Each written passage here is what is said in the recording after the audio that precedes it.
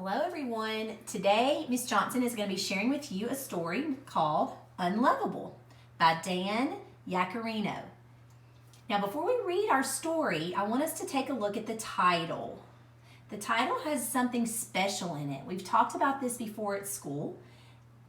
If we look closely, the title has a prefix, un. U-N, un. Now a prefix comes in front of a root word. So our root word in the title was love, and then they put un in the front. Let's stop and think what that prefix un means in unlovable. For example, when you were throwing a fit yesterday, you were very unlovable. Or that dog is so mean that he is unlovable. Anytime we see un, the prefix un, in front of a base word, a root word, that means not. So if we say unlovable, that means the dog was not lovable. We're going to practice to get started today before we read our story Unlovable. We're going to practice using that prefix un in some of our spelling. So if you have a pencil, paper, pen, dry erase board, dry erase marker, find that. If you need to pause the video, go ahead. And when we join us again, we're going to begin doing some of our phonics lessons with the prefix un. All right. Let's start with our first un word today. What if we had unpack? So first we ask ourselves, okay, unpack. How many parts is in that word? Unpack. That's two parts, two syllables. We've already talked about the first part, un, so you should spell that on your board. And then you should tap out pack. P-A-K. So I'm going to give you a second to write it, and then we're going to check it with Miss Johnson's work. Hopefully you did your prefix un, and then you spell pack. P-A-K. Uh-oh. There goes that tricky C. Remember, we have three different ways to spell that K sound. Unpack. I hear a short vowel. So hopefully when you saw that short A, you didn't just put a C or a K, but you put a CK together. Unpack. If you got that one right, give yourself a pat on the back. All right, let's try another one. Now, let's think before we do. I got a little fast there. Let's think about this word unpack. If I tell you to unpack your bags, that means you are not packing, or you have not packed yet. If you're unpacking it, you're taking everything out. It's not packed, because un means not. All right, let's, oops, dropped my eraser. Let's try that again. Okay. Your next word is going to be unlike. Unlike. I have a drawing unlike any others I have ever done. How would you spell unlike? Two parts. Hopefully you said un, and then you did your root word like. I, k. Uh-oh, there's that tricky k sound.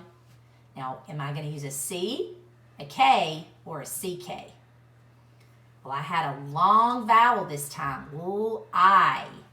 So that should make me know that I'm definitely not going to use a CK together. When we have long vowel words, we spell that k sound with a K. And of course, hopefully no one forgot there's sneaky E on the end that helps the vowel I say its name. Unlike. If it's unlike any others, that means there's not anything like it. Awesome. All right, we're going to erase that one and try one more today. What if we had unhappy? Unhappy. The little boy was very unhappy when his mom did not let him stay up late. Unhappy. Try that on your boards. Unhappy. Ooh, I think that's got three parts. unhappy. Hopefully you did your prefix un, which means not, and then you spelled your root word happy. Ah, short A. Ooh, I have a short vowel, hap. This is the tricky part. I hear that P. We know that's the P sound, but do I use one P or two? Hopefully you doubled the P, and then when you heard that hap-E, hopefully you didn't stick an E on the end, because you should know that doesn't look right. When we hear E on the end of a word, we know we usually spell it with a Y, because Y can act like a vowel. Unhappy. So think about what that means. If someone's unhappy, they're not happy. Okay? All right. Super job. If you got some of those correct, even if it was just one of them, kiss your brain, because I know you guys are working hard. And we're going to erase that one. And before we move on today, I wanted to talk to you just a little bit about another word that we're going to hear in this story to see if you happen to remember one of our spelling rules. There's a lot of words in our story today, boys and girls, that are going to have an ending of ing. And hopefully you can tell me what ing says at home. Do it now. Oh, I think I heard it, ing. So remember, when we add endings to words, a lot of times those words, we have to think about what we're going to do to the end of those words. So in our story today of Unlovable, the dog does some digging. How would you spell the word digging? Digging. Two parts. First thing you should ask yourself, what's my root word? Digging. Oh, dig. So we tap that out. D-I-G. Now write. D-I-G. Now here's the tricky part. Are we just going to add the ing for ing, or do we have to do something else? Hopefully you guys remember that because digging had a short I and it only had one consonant behind that I, the rule is we double the last letter and we add our ing. Digging. The dog is digging a hole. Great job on your phonics, boys and girls. Let's get straight to our story today, Unlovable. Now, before I begin reading, I want you to stop and think to yourself, does this look like this is going to be informational text, or does this look like a fiction make-believe story? Hopefully, I heard a lot of make-believe, fiction, Miss Johnson. If you said that, you are correct. Our story today is going to have characters. What else will it have if it's a make-believe fiction story? You should have said characters, setting, a beginning, middle, and end. All right, let's get started. Unlovable. There's our title page by Dan Yacarino. Alfred was unlovable. At least that's what the cat told him every chance he got. You've got the ugliest mug I've ever seen. No one could love you. Alfred tried his best to ignore the remarks, but it was difficult, especially since the cat had taught the parrot to say, "Unlovable, squawk, unlovable," wherever Alfred walked by. The goldfish gurgled in agreement. So poor Alfred, the cat, the goldfish, the parrot, every animal in the house tries to agree with the cat that Alfred is ugly.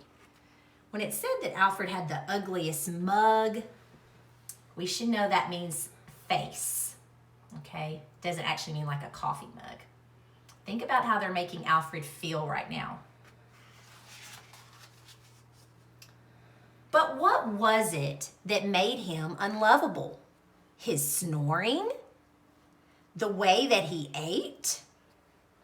His little curly tail? Notice on this part of the story, Alfred as the character is just trying to figure out why the other animals feel like he is unlovable. He's trying to figure out if it's the way he looks or the noises he makes. He just doesn't understand. None of the neighborhood dogs would have a thing to do with him. His mouth is too small to hold a ball, a big German shepherd sneered. His legs are way too short for running, snickered the greyhound. A pampered poodle chuckled. Did you see that face? So we had a German shepherd, a greyhound, and a poodle. And just like the other animals, they're finding things that they think make Alfred strange and different and ugly. Beat it, shrimp, growled the Doberman. You couldn't even scare a mailman. Because we know Dobermans are really large dogs that people use for protection, and he's making fun of Alfred because he's so little, and he even says he couldn't scare a mailman away. Alfred didn't like staying in the house since the cat was always making fun of him and the parrot was always squawking, "Unlovable!" and the goldfish was always gurgling in agreement. So Alfred spent most of his time alone in the backyard.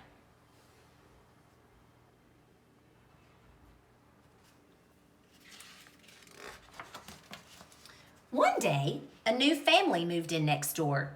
Alfred tried to see if they had a dog who might be his friend, but he was much too little to look over the fence.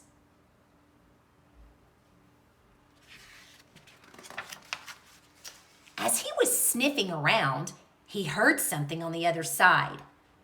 "Hello?" Alfred called. "Hi," came an answer. "I'm Rex. I just moved in." "My name is Alfred." And without thinking, he blurted out, "I'm a golden retriever." "Glad to meet you," Rex replied. Now let's stop and think. Alfred just said through the fence to the other dog that's talking that he's a golden retriever. If you don't know a lot about dogs and different types of dogs, you might want to look that up. But Alfred is definitely not a golden retriever. He's a pug dog. So it's a different type of breed altogether. Much different in size and looks. Wonder why he just told that dog he was a golden retriever. Alfred and Rex talked for hours. Alfred said he liked sleeping in the sun, dog food, and scratching. Rex did too. Rex said he hated baths and going to the vet. Alfred did too. It began to get dark. Soon it was time for dinner, and they both went inside. That night, Alfred thought about how much he liked Rex and how much they had in common. Then he thought about the fib he had told. Alfred was sure they'd be friends as long as Rex never saw how unlovable he was. So now those other animals have made Alfred think that he is truly unlovable. And he's scared to even let Rex know what he really looks like because he's afraid they can't be friends if he does. The next day, when Alfred and Rex were chatting, a squirrel jumped onto the fence between them. They both barked at it. The squirrel took one look at Alfred and climbed up a tree. Rex said, "You sure showed that squirrel who's boss, Alfred." But Alfred was thinking, if Rex ever sees me, he'll run away too. So see, Alfred thinks the squirrel ran up the tree because he looked at him and thought he was unlovable and ugly. But Rex thinks the squirrel did it because Alfred was able to just scare him. "I'm gonna dig a hole under the fence," Rex said one day. "Then I can squeeze through to your side and we can meet." And he's starting to dig. Now I want you to stop and think for a minute, and I want you to say out loud, how do you think Rex is feeling knowing that he's about to meet Alfred? Hopefully you said Rex is excited, right? Because he's wanting to meet Alfred. But on the other hand, how do you think Alfred's feeling when he sees that Rex is starting to dig that hole? I bet he's really nervous. He's probably scared that he's not going to like him because he's going to see what he looks like. And he's also going to find out that he's not a golden retriever.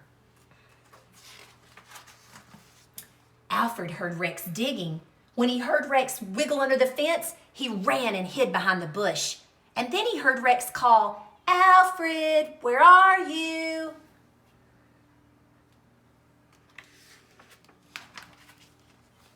Suddenly, Rex poked his head into the bush where Alfred was hiding.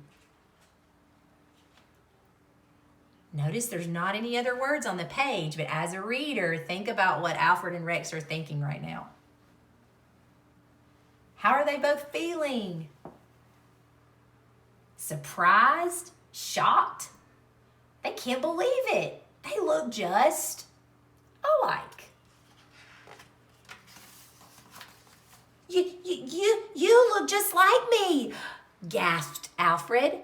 "Wow, this is great," said Rex. "You're not a golden retriever after all."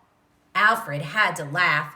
Who cared what the others said? Rex was his friend, and Rex liked him just the way he was.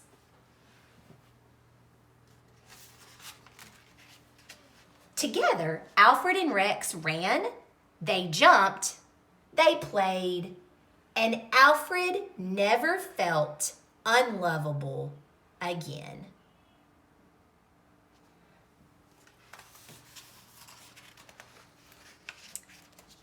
I want you to look at that last page. The author didn't put any words, but he had the illustrator draw this picture. What do you think Alfred and Rex are thinking about, and what do you think the cat is thinking?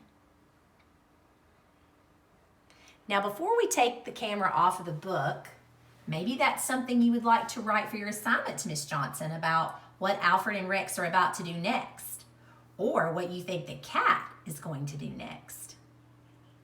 If that's not of interest to you, maybe you could write to me about what makes you lovable, or maybe why do you love the people that you love? Why do you love your family so much? Why do you love your best friend so much? Miss Johnson would like for you to share some writing with her this week. So after hearing the story and hearing these ideas, you can always rewind this video about things I've suggested. Write it down. Make sure that you think about your writing and your spelling and your capital letters and punctuation. Make a picture of it for Miss Johnson. Make me a video and you can read it to me in the video. And you can send that through Dojo, or you can email Miss Johnson. Text me for those of you that have asked for my number. Whatever works best for you. I hope you enjoyed our reading of Unlovable. Miss Johnson misses you a lot. And until next time, I'll see you later. Bye.